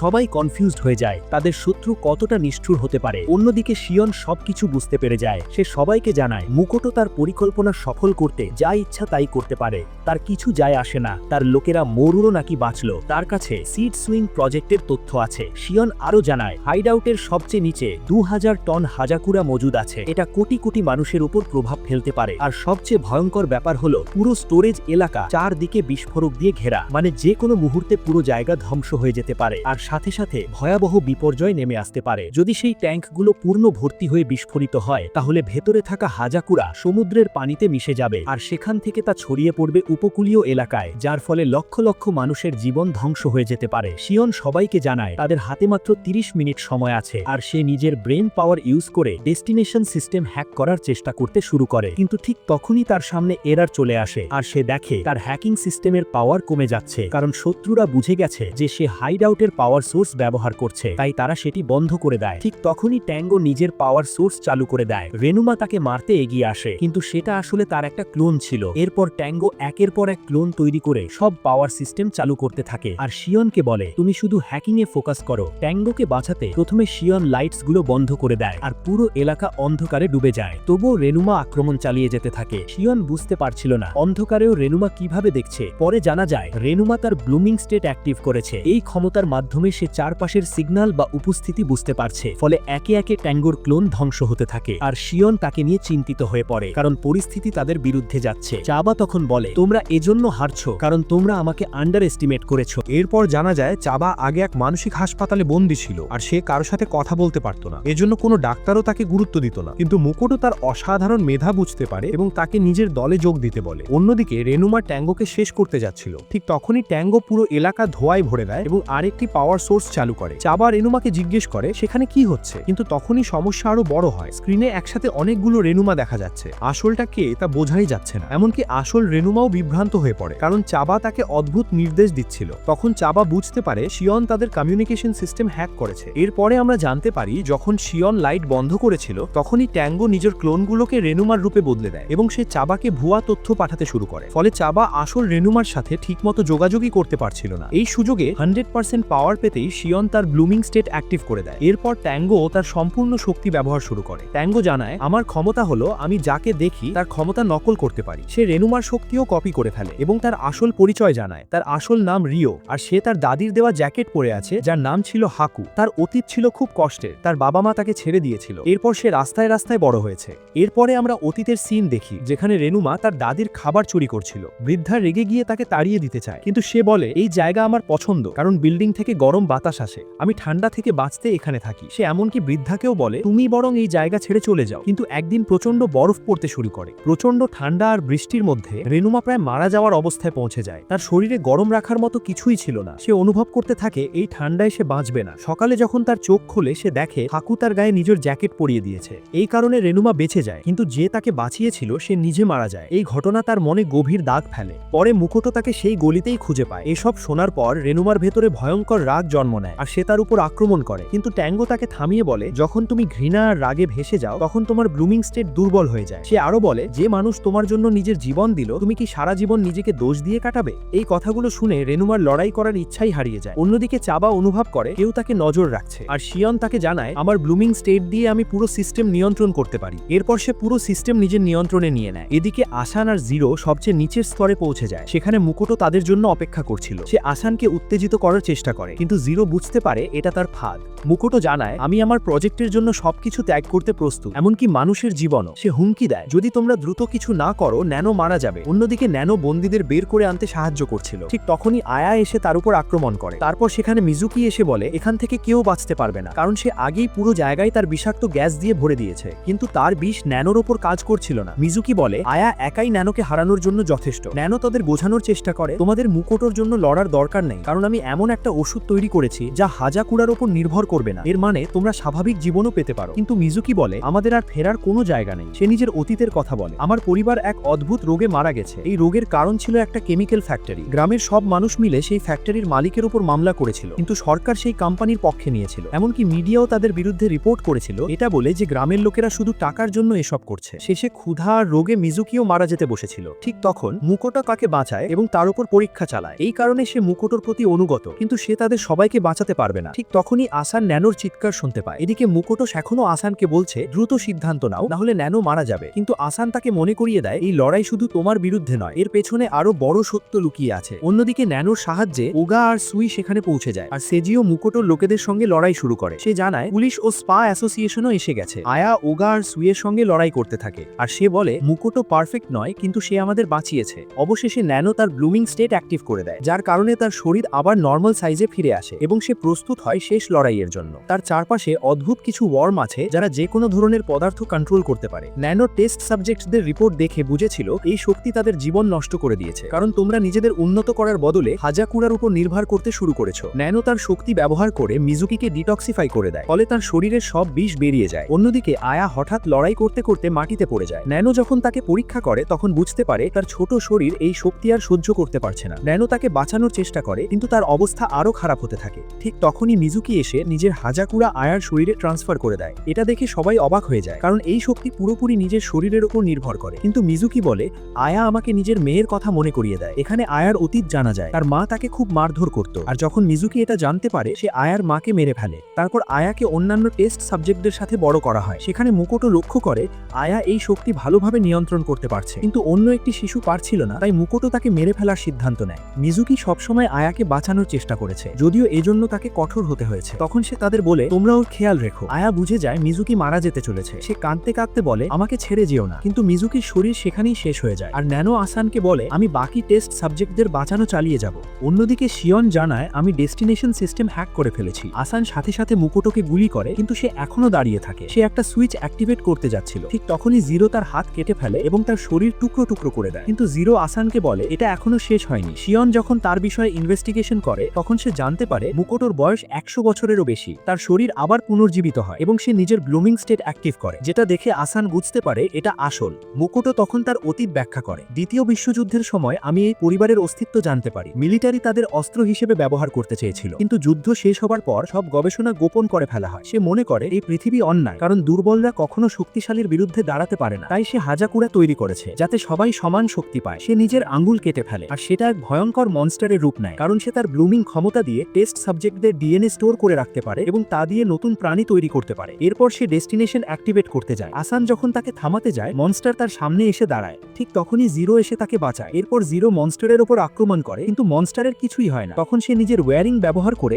আসানকে শক্তিশালী করে দেয়, আর আসানকে এত জোরে ছুঁড়ে মারে যে মনস্টারের শরীরে ছিদ্র হয়ে যায়। জিরো আসানকে বলে আমি মনস্টারকে ব্যস্ত রাখবো, আর তুমি গিয়ে মুকুটোকে থামাও। মনস্টারকে হারানোর পর আমি তোমার কাছে পৌঁছে যাব। আসান জানায় সে ডিপ চেম্বারের দিকে যাচ্ছে। শিয়ন তাকে বলে আমি 5 মিনিটের মধ্যে সিস্টেম বন্ধ করে দেব, আর যখন সিস্টেম বন্ধ হবে তখন তোমাকে ওই কন্টেনারগুলো ধ্বংস করতে হবে, কারণ হাজাকুরা যদি বাতাসের সংস্পর্শে আসে তাহলে আর কোনো কাজের থাকবে না। মুকুটো ডেস্টিনেশন সিস্টেম অ্যাক্টিভেট করতে যাচ্ছিল, কিন্তু ঠিক তখনই আসান এসে তাকে থামিয়ে দেয়। আর মুকুটো তার ভাইটাল অর্গানস টার্গেট করে আক্রমণ শুরু করলেও আসান একটুও পিছু হটে না। এরপর মুকুটো তার ব্লুমিং স্টেট অ্যাক্টিভ করে, যার প্রভাব আসানের চোখের সাথে রিয়্যাক্ট করতে শুরু করে। ফলে আসান কিছু অতীতের ভিশন দেখতে থাকে। সেই ভিশনে দেখা যায় মুকুটো তার ল্যাবে ছিল, যেটা মিলিটারি তার সব ধ্বংস করতে চাইছিল, কারণ সে তার ওয়ার ক্রাইম লুকাতে চাইছিল। সেখানে সে এক নারীর ওপর এক্সপেরিমেন্ট করছিল, যার নাম ছিল সুভামি, যিনি আসলে মৌৎসুমি পরিবারের প্রথম হেড। তিনি চেয়েছিলেন আবার সাধারণ মানুষের মতো জীবন পেতে, তাই নিজের পরিবারের ক্ষমতাকেও ত্যাগ করতে প্রস্তুত ছিলেন। বর্তমানে ফিরে এসে মুকুটো আসানের গলা চেপে ধরে এবং আসান তার উদ্দেশ্য সম্পর্কে প্রশ্ন করে। সে জানায় তার মূল লক্ষ্য হলো সিড প্রজেক্ট সম্পূর্ণ করা, যার জন্য আসানের ব্লাড দরকার। কিন্তু ঠিক তখনই আসান তার তরোয়াল দিয়ে মুকুটোর শরীর টুকরো টুকরো করে ফেলে। মুকুটো তখন বলে আমি এখনো কিছু জানি না, শুধু এতটুকু জানি তুমি মৌৎসুমির পিছনে পড়ে আছো, তোমাকে আমি এখানেই থামাবো। কিন্তু যখন মুকুটো আবার রিজেনারেট হতে শুরু করে আসানের বডি রিয়াক্ট করতে থাকে, কারণ সে আগেই নিজের রক্ত আসানের শরীরে ঢুকিয়ে নিয়েছিল।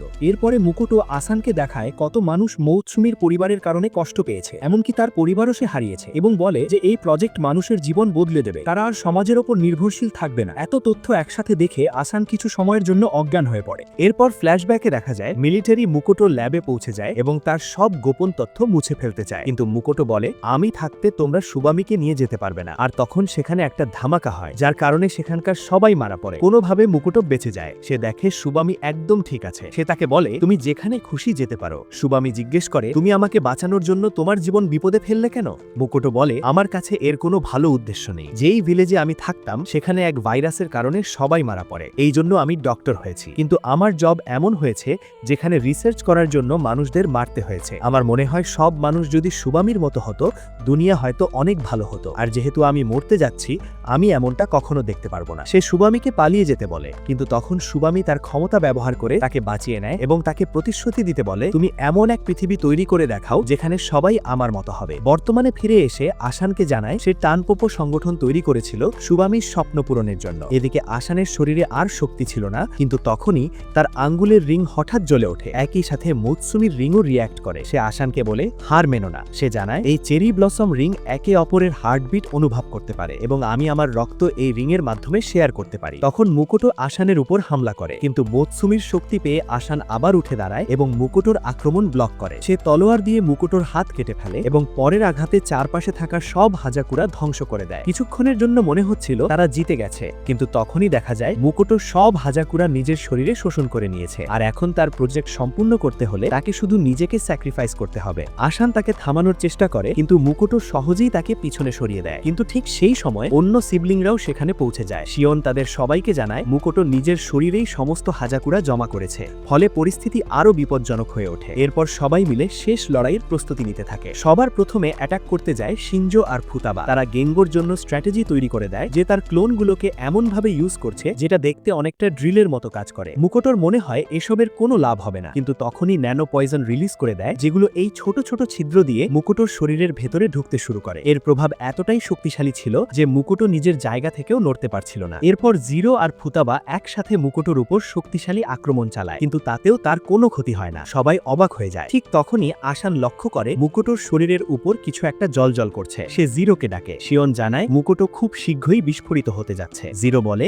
আমি আমার পরের হামলা করে তাকে শেষ করে দিব। তখন সে সবাইকে সাকুরা ফরমেশন ব্যবহার করতে বলে, যেখানে আসান হবে মূল অ্যাক্সেস পয়েন্ট। যদিও সবাই জানতো এই অবস্থায় এটা খুবই বিপজ্জনক, তবুও তারা এগিয়ে যায়। ফুতাবা আসানকে সামনে ঠেলে দেয়। মুকুটো তাকে থামানোর চেষ্টা করলেও জিরো তার ওয়্যারিং ব্যবহার করে আসানকে আরো দ্রুত এগিয়ে দেয়। অন্যদিকে ট্যাঙ্গো তার ক্লোন আসানের মতো তৈরি করে যে মুকুটোর কাছে গিয়ে ফেটে যায়। শিনজো তার ওয়েপন দিয়ে গ্রাউন্ড ধ্বংস করতে থাকে। ফুতাবা উইন্ড অ্যাটাক ব্যবহার করে পাথরের টুকরোগুলো মুকুটোর দিকে ছুঁড়ে মারে, যেটা দেখে মুকুটো স্মাইল করে, কারণ এতে তার কিছুই হবে না। কিন্তু ওই টুকরোর মাঝে লুকিয়ে আসান কোথাও যাচ্ছে। এত বেশি টুকরো থাকায় মুকুটো আসানকে দেখতে পারে না, আর সেই সুযোগে আসান মাটির নিচে ঢুকে পড়ে। জিরো বলে সাকুরা ফরমেশন আন্ডারগ্রাউন্ড বাংকার ধ্বংস করার কাজে আসে, আর এই আইডিয়াটা আসানেরই ছিল, কারণ আসান বুঝে গিয়েছিল মুকুটো মাটির নিচে কিছু লুকিয়ে রেখেছে। সে একটা বাংকারে পৌঁছায় যেখানে রেইর দেহ রাখা ছিল। সেই দেহের চারপাশে অদ্ভুত জলজলে সুতা ছিল। আসান যখন একটা সুতা স্পর্শ করতেই মুকুটোর কণ্ঠ শুনতে পায়। সে জানায় এটা এক ধরনের ক্রিস্টালাইজড সোমেন, যা আমার শরীরের সাথে যুক্ত এবং হাজাকুরাকে নিয়ন্ত্রণ করছে। আর যদি তুমি এটা সরিয়ে ফেলো তাহলে আমার বডি ভয়ঙ্করভাবে বিস্ফোরিত হবে, আর সেখানে